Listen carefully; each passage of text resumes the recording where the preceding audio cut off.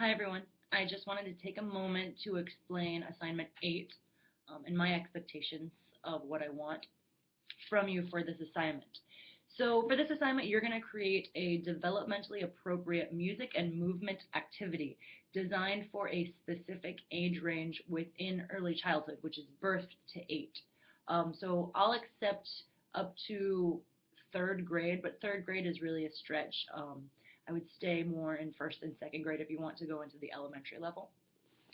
So you have a resource for finding what is developmentally appropriate for the various age ranges for music and movement, and that's on page 190 and 191. So I would use this as a jumping off point to make sure that you have a developmentally appropriate foundation before you construct your activity. So you're going to create a YouTube video displaying how you would introduce and model the activity.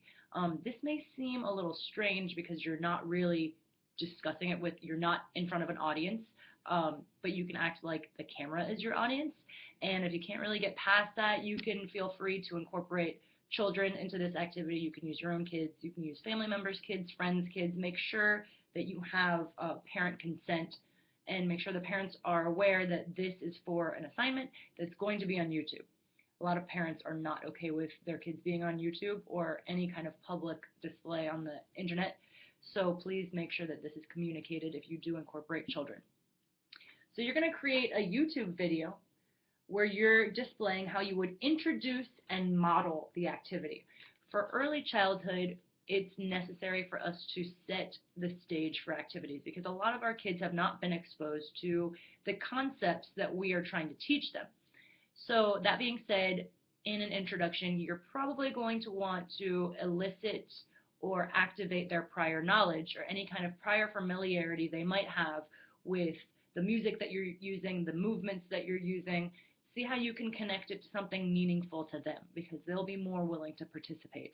And it just helps the thought process. It helps nestle what the new knowledge is into their already formed knowledge. Then you're going to model the activity. So you're going to need all of the materials that you'll be using, any kind of music, and obviously you have what you need to do the movement.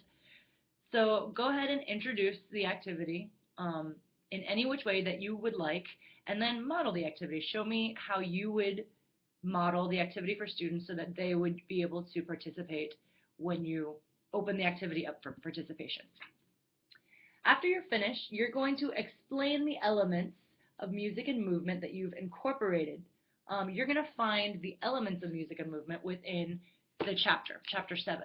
So go ahead and gather the different elements, and I'm sure that you're not even aware of all of the different parts of music and movement development that are in our day-to-day activities. So there's probably going to be several. So explain the elements of music and movement. And then also talk about the areas of development that you're addressing. What do you want the kids to develop in which way? And lastly, you're going to identify the habits of mind that you used and how they assisted you with this activity.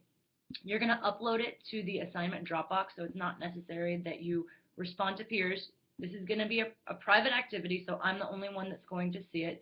So try not to get too embarrassed and just have fun with it. And contact me if there's any questions or concerns. Looking forward to seeing them.